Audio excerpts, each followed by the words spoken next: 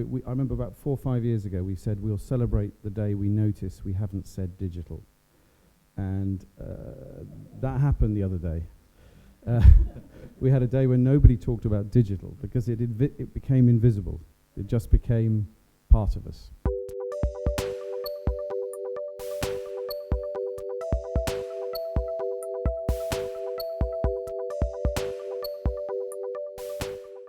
So today we'll be looking at the future of the publishing houses. But where do we stand? What does define the publishing house of today?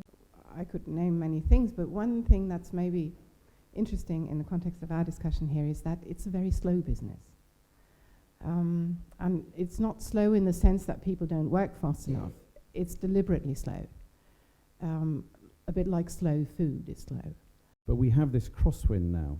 We have very much the sort of, we're getting buffeted now by the audience, really, by the reading market, and alongside it, the self-publishing market.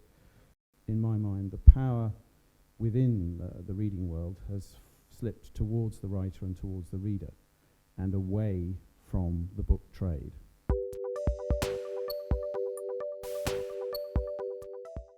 The only way to find a way to not be swallowed by some multinational American-based conglomerates is to have got one European idea and to get a European understanding about rights. I'm not really confident when it comes to talks about one European action, one European right management, one European legal understanding, that something like the fixed book price will stay in this concept. There I pretty much see the danger.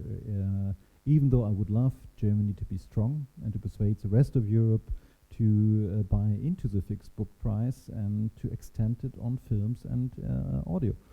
Funny, I would have thought it's part of your job.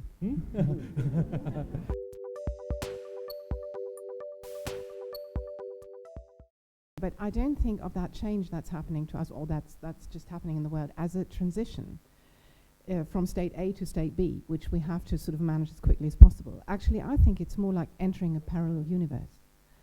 And I think for a long time, and I'm talking about decades here, if not even a longer time, the digital book will not replace the printed book.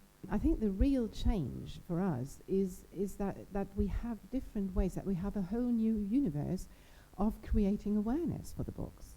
And this, again, as I tried to say before, this has always been a publisher's job, you know. Do the book, make it fine, and then get people to read it. So visibility has always been an issue, long before the digital age.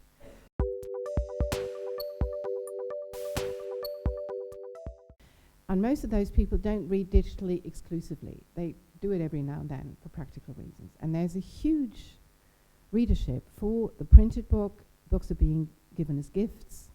Christmas season, that's a big part of the business. And there's a certain nostalgia, you know, tied up with it, which I think is a bit of a lifestyle. Our love affair with the object, the book object, has come right forward because of digital. And there's another bit of that which is to do with the way that we're able to have a conversation with readers. And I think if there's one way to characterize the shift in the publishing mentality, is that the trade is receding as the center of our thinking. Our day has to be far more engaged with the thoughts about how are we serving writers and how can we have an authentic conversation with readers and consumers. I mean, these days authors are very professional. That's not only because they're self-publishers, some of them are, some aren't, but even those who aren't are more professional. They have agents, they know there are other publishers, they've become customers, you know, like the readers are for us. And I think that's something we're learning quite quickly, we have to learn quite quickly to give a better service to authors. Future already of now is to be in direct contact with your consumers, especially when you're having an emotional good, which every cultural good, of course, is. Because a digital book in Germany is not a book, it's a service. A really good concept will only be doable if you think nearly global, because you're actually entering a global media with digital. And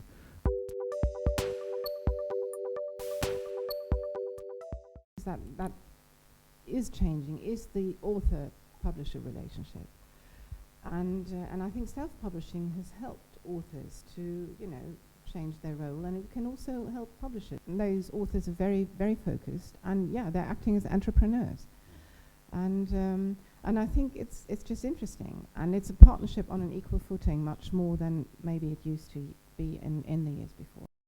But also, I think the reading, we haven't even begun to know how people will read digitally. Who knows how people will be reading? And I don't think that we've yet found the sort of killer environment in which many readers will feel at ease and happy to read digitally. It just hasn't yet come.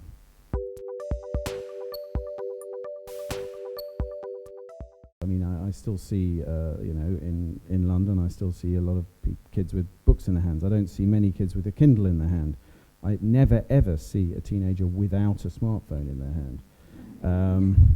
So, what does this tell us? Well, it tells us that the smartphone definitely, and maybe the smartwatch or whatever, is going to be the world for a generation coming. It'll be their way of communicating with each other, and no one telephones each other anymore. They just wait for a Facebook message, which is so inefficient, but it drives me nuts. But that is their world. Is the whole universe is around this. So I wouldn't worry too much about, how do they want to read technically, what do they want to read. I would worry about keeping my ears pricked up and keeping my eyes out there and finding out and seeing if they want something, what is it they like, and how can I catch them, how can I catch their enthusiasm, where do I find them. That's, I think, more important than predict.